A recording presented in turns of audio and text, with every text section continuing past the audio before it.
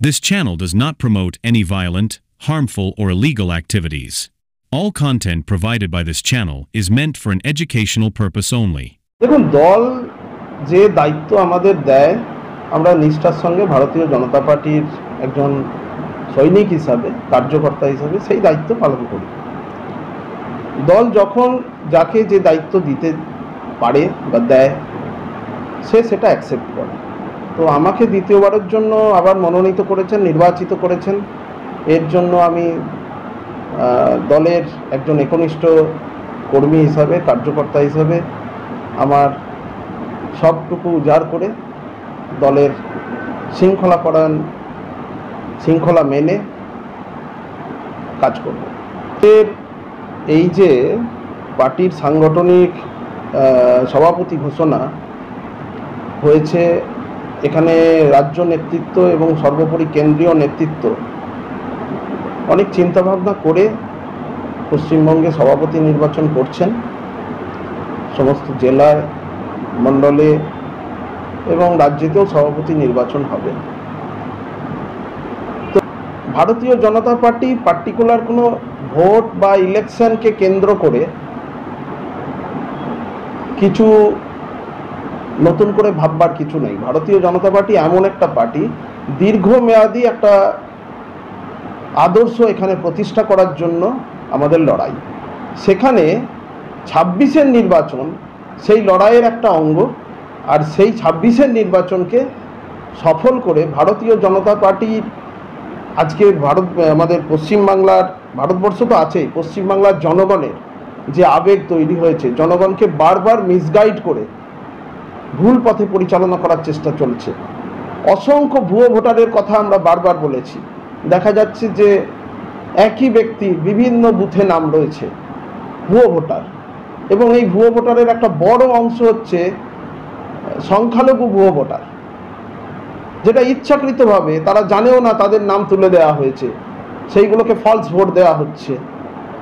তো এই ভোট যে সারা ভারতবর্ষে একরকম হয়, আর পশ্চিমবাংলার ভোট যেখানে খুনোখুনি হয়, সংঘর্ষ হয়, তার জন্য আমাদের ভারতীয় জনতা পার্টি পশ্চিমবাংলায় স্থিতাবস্থা যাতে আসে, যাতে গণতন্ত্রের প্রতিষ্ঠা হয়, আমরা সৈনিক হিসাবে সেই কাজ কার্যকরী করব।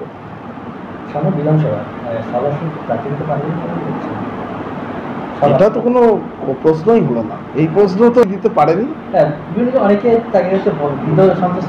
অনেকে কি বললো, এটা যারা বলছে তারা মূর্খের স্বর্গে বাস করছে।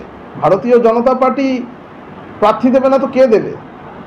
বিশ্বের সবথেকে বড় রাজনৈতিক দল, বিশ্বের সবথেকে বড় যে রাজনৈতিক দলের সদস্য আছে, প্রাথমিক সদস্য এবং সক্রিয় সদস্য।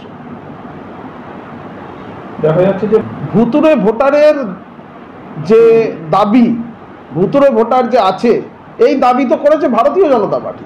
আমাদের মাননীয় রাজ্য সভাপতি তিনি দিল্লিতে দরবার করেছেন, দিল্লিতে নির্বাচন কমিশনারের কাছে দরবার করেছেন। কলকাতায় যে রাজ্য নির্বাচন কমিশনার আছে, সেখানে আমাদের বারবার রিপোর্ট জমা পড়েছে। আজকে সেই রিপোর্ট যখন প্রকাশ্যে এসছে যে সত্যিই তারা ভুয়ো ভোটার, শাসক দল ছাড়া এখানে একটা গাছের পাতা নড়ে না, শাসক দলের মদতেই ভুয়ো ভোটার তৈরি হয়েছে। আর এই ভুয়ো ভোটারের যে মূল কারিগর শাসক দল, যেটার উপর ভর করে 26 জিতবো ভাবছে, সেটাকে আমরা সমূলে উৎপাদন করব।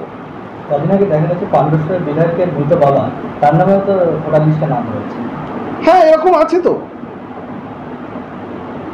এই যে ব্যক্তিগুলো, যেখানে তার আধার কার্ডটা বা তার যে ভোটার কার্ড, সেই ভোটার কার্ড পার্টিকুলার তৃণমূলের কর্মীদের কাছে থাকা সম্ভব, বা তারা ঠিক বানিয়ে নেয়, তো সেগুলো নিয়ে কখনো জামা চেঞ্জ করে, কখনো মহিলাদের বোরখা পরিয়ে, কখনো অন্যভাবে ভোট দেওয়া হয়েছে, এগুলো তো আমরা জানি।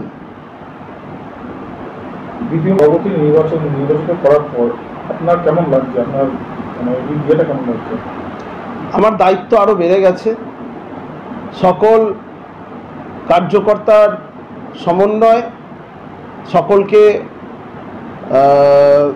তার যে পার্টির প্রতি দেওয়ার আছে সেটা শেষ পর্যন্ত সে যাতে দিতে পারে, এবং সর্বোপরি সাধারণ মানুষের কাছে, প্রত্যেকের কাছে আমাদের প্রত্যেক কার্যকর্তা যাতে পৌঁছাতে পারে, এই কাজটাই আমাদের সুচারুভাবে করতে হবে।